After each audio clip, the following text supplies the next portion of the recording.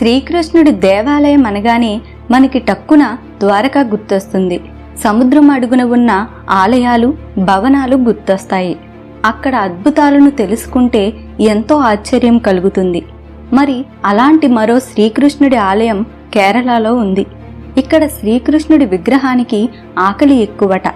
సమయానికి నైవేద్యం పెట్టకపోతే విగ్రహం సన్నగా అయిపోతుంది.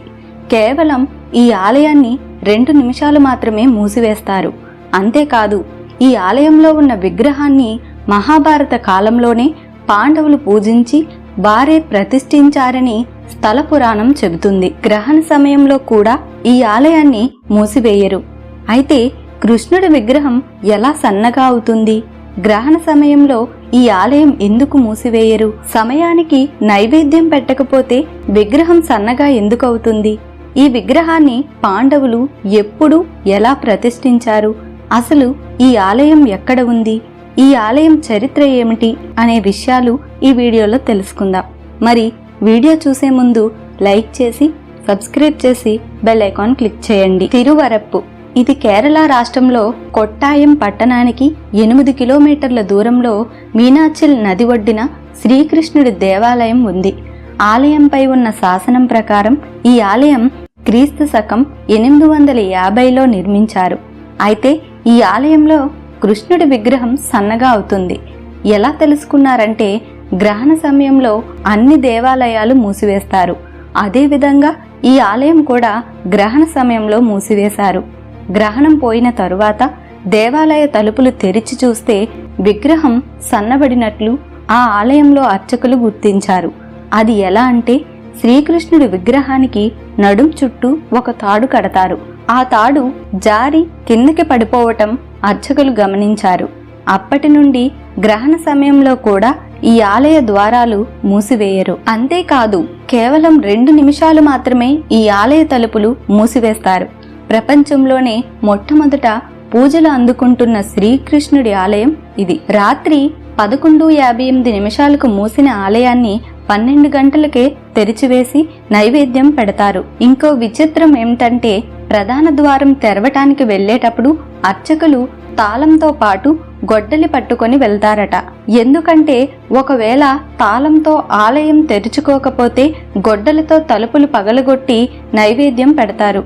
అయితే ఈ విగ్రహం ఇక్కడికి ఎలా వచ్చింది అనేది ఇప్పుడు తెలుసుకుందాం. శ్రీకృష్ణుడు దేవకి వసుదేవులకి పుట్టటం, శ్రీకృష్ణుణ్ణి కంసుడు చంపాలనుకోవటం మనకి తెలిసిందే. అయితే శ్రీకృష్ణుడు కంసుణ్ణి చంపటానికి మధురకి వచ్చినప్పుడు చాలా దూరం ప్రయాణించి ఆకలితో మధురకి చేరుకుంటాడు. అదే సమయంలో కంసుణ్ణి వధిస్తాడు. ఆ సమయంలో కృష్ణుడు ఆకలితో కూడిన కోపంతో పిల్లను గ్రోవి వాయిస్తూ ఉన్న ఆకారంలో ఒక విగ్రహాన్ని రూపొందించి ఆ విగ్రహాన్ని శ్రీకృష్ణుడు పాండవులు వనవాసానికి వెళుతున్న సమయంలో వారికి ఇస్తాడు. ఇది మీ దగ్గర ఉంటే నేను మీతో ఉన్నట్లే అని చెప్పి పంపిస్తాడు. దానిని పాండవులు ఎంతో భక్తి శ్రద్ధలతో పూజించి నైవేద్యాలు సమర్పిస్తూ ఉండేవారు. అయితే వనవాసం పూర్తయిన తరువాత వారు కేరళలోకి వచ్చినప్పుడు అక్కడి ప్రజలు ఆ విగ్రహాన్ని వాళ్ళకి ఇవ్వమని కోరారు. పాండవులు వారికి ఆ విగ్రహాన్ని ఇచ్చారు. అయితే ఆ గ్రామ ప్రజలు విగ్రహాన్ని పూజించినప్పటి నుండి వారి ఊరికి ఏదీ మంచి జరగలేదు. ఎక్కువ ప్రకృతి విపత్తులు జరుగుతున్నాయి. అందుకని ఒక ఆస్ట్రాలజర్ని పిలిపించి ఏమైందని అడిగితే అప్పుడు అతను ఈ విగ్రహం పాండవులు పూజించింది, వారు ఎంతో భక్తితో పూజించే ఈ విగ్రహానికి మీ భక్తి సరిపోలేదని చెప్పారట. ఒకవేళ మీరు ఇప్పుడు అంతే భక్తితో పూజించినా రాబోయే కాలంలో వారు పూజించలేకపోవచ్చు. అందుకని పక్కన ఉన్న నదిలో ఈ విగ్రహాన్ని నిమజ్జనం చెయ్యమని చెప్పగానే ఆ ఊరు వాళ్ళు కూడా అలాగే చేశారు. అయితే భూమి పూజ చేసి విగ్రహాలు ప్రతిష్ఠించే బిల్వమంగల్ స్వామియార్ అనే స్వామీజీ ఆ నదిలో పడవలో ప్రయాణిస్తుండగా సడన్ గా ఆయన పడవ నది మధ్యలో ఆగిపోయింది. ఎంత ప్రయత్నించినా ఆయన పడవ కదలటం లేదు.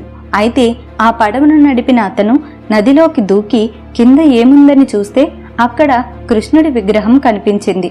ఆ విగ్రహాన్ని స్వామివారు తీసుకొని ముందుకు వెళ్ళి ఏదైనా ఒడ్డున విగ్రహం ప్రతిష్ఠించటానికి సరైన స్థలం వెతుకుతూ బయటికి వచ్చారు.